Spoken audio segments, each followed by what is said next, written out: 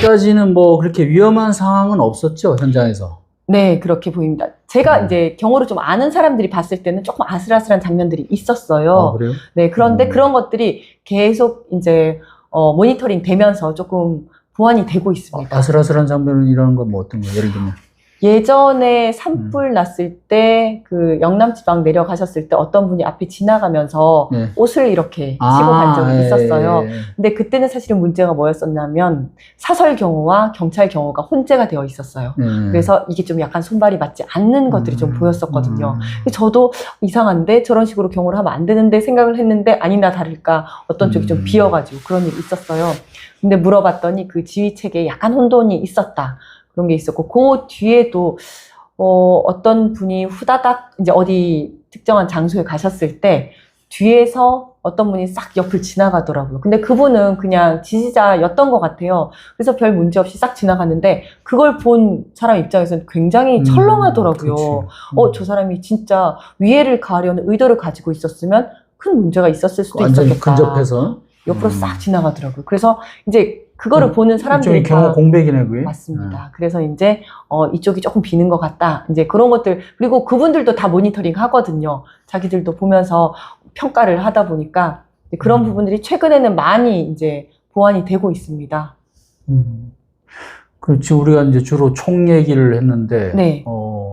또 이제 뭐 또 다른 무기도 뭐 가능성이 있다, 이런 얘기가 있어요. 그렇죠. 그래서 최근에 어떤 분께서 무슨 말씀하셨냐면 무슨 도끼 이런 얘기를 하셨는데 사실 그거는 뭐 모든 걸 다 준비를 해야 되겠지만 도끼가 성공하기는 굉장히 힘듭니다. 아, 진짜 그건 무슨 네. 이제 HID에서 도끼나 무성 무기라고 하거든요. 총 같은 경우에 소리가 나지 않습니까? 소리가 나지 않는 무기를 사용한 공격들을 많이 연습을 합니다. 그러다 보니까 이런 것도 쓰는 거 아니야? 라고 하는데 도끼, 표창 이런 거는 언제 쓰는 거냐면 상대방이 밤에 자고 있는데 여러 명이서 자고 있는데 내가 여기서 조용히 가가지고 혼자서 딱 그 사람만 죽이려고 할 때 그걸 사용을 합니다. 왜냐면 총을 쏘면 옆에 사람들 다 깰 거잖아요. 그러니까 조용히 무성 무기를 쓰거든요. 그런데 선거 유세 과정에서 이런 걸 쓰기는 굉장히 힘듭니다. 왜냐면 도끼 같은 경우에는 회전을 해서 갑니다. 표창도 회전을 해서 갑니다. 연습을 어떻게 하냐면 내가 도끼를 던지면 10m, 5바퀴를 돌아가지고 딱 찍히는데 10m 정도 거리가 필요하다 또는 10.5, 10.3 이렇게 거리를 정확하게 측정을 해가지고 연습을 하거든요. 그런데 이제 유세할 때나 이렇게 길거리 유세할 때 움직이잖아요. 상대가 움직이면 내가 따라서 움직여야 돼요. 저 사람이 뒤로 오면 내가 뒤로 가야 돼. 안 그러면 그치. 조금만 이동하면 그냥 도끼 등이 맞거나 손잡이가 맞는 거에 실패하는 거거든요. 그리고 정말 옆에 사람들이 많잖아요. 내가 도끼를 들면 사람들이 다 알아보잖아요. 그러니까 이런 사람들이 많은 곳에서는 그런 무기를 사용하기가 힘들어요. 그래서 그런 뭐 토마호크라든지 표창이라든지 이런 거는 현실적으로 성공하기가 굉장히 힘들다. 가능성이 좀 떨어진다. 네, 조금 희박하다. 그러면 또 어떤 게 제가 걱정이 되는 거는 석궁 같은 게 있거든요. 이제 전문적인 용어로는 쇠뇌라고 하는데 석궁 같은 게 예전에 무슨 중세시대 때 쓰는 석궁을 생각을 하는데 요즘은 석궁이 거의 총화살 수준이에요. 옛날 화살 같은 경우는 땡겨서 쏘는 건데 땡기는 건 맞는데 땡겨놓고 방아쇠 당깁니다. 네. 방아쇠를 당기는 거예요? 화살이 날아가는데? 네. 방아쇠를 당기거든요. 근데 소리가 안 나요. 총성이 없습니다. 조용히 탁 하고 가는 거거든요. 그런데 멀리는 안 나가요. 멀리는 안 나가고 한 100m 이 효력이 어느 정도냐면 100m 바깥에 있는 차 문을 뚫을 정도예요. 그러니까 치명적이에요. 엄청나네. 네, 치명적인데 100m 정도예요. 그렇기 때문에 꽤 가까운 곳에서 해야 되고, 그래서 이런 경우, 이게 그 상황을 상정을 해보자면, 이제 뭐 건물 한 1, 2층, 2, 3층 정도에서 100m 거리 정도에서 쏜다면 이제 명중을 시킬 수 있는 거리긴 하죠. 네.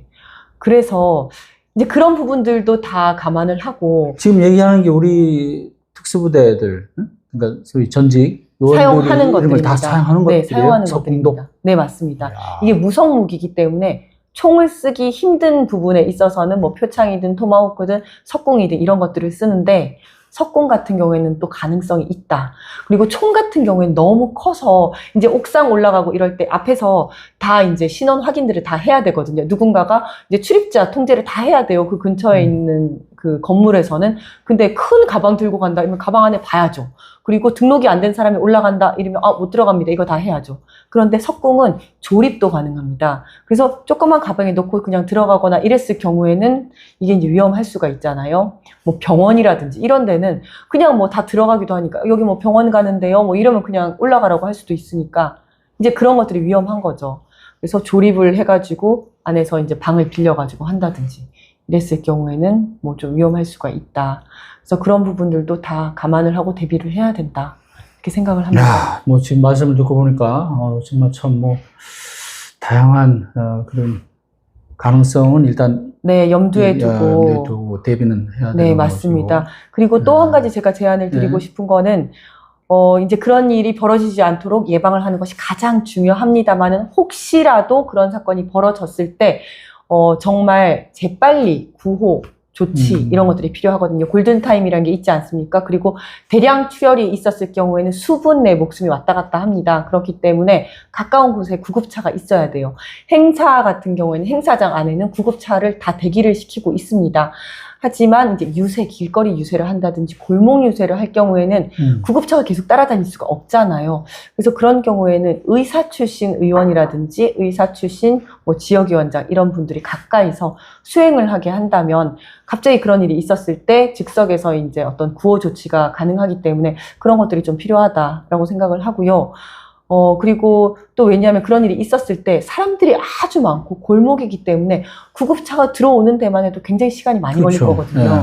그래서 현장에서 바로 구급 조치가 가능하도록, 응급 조치가 가능하도록 자체적으로 그런 대비가 좀 되어 있어야 한다.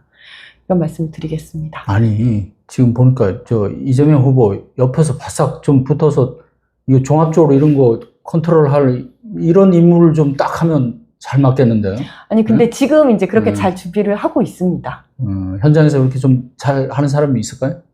네, 지금 경찰 출신 이모선 의원이라든지 경찰 출신 이상식 의원. 항상 같이 다녀요? 다니는 거 아니지만 이런 안전 대책, 테러 대책에 대해서 총괄을 하고 있습니다. 자, 오늘 이재현 변호사님 모시고, 지금 이번 대선의 테러 위협에 대해서, 살펴봤는데요.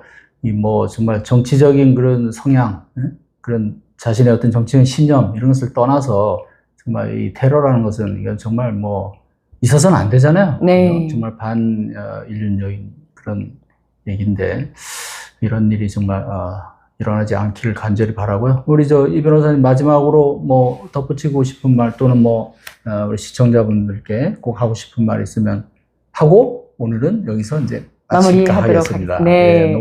오늘 너무 피곤하실 것 같아서 네. 말씀하시죠. 네, 많은 분들께서 이재명 대표의 테러 위협 그리고 안전을 굉장히 걱정해 주시고 계십니다.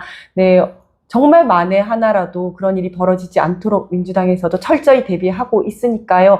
지지자분들께서도 이제 이 부분에 대해서 많이 걱정은 안 하셨으면 좋겠다라는 말씀 드리고요. 그래도 현장에 가셔서 위험하다 싶은 상황이 있으면 언제든지 112 또는 가까이에 계시는 경호 요원이라든지 민주당 의원분들, 관계자분들께 말씀해 주시면 또 큰 도움이 될 것 같습니다.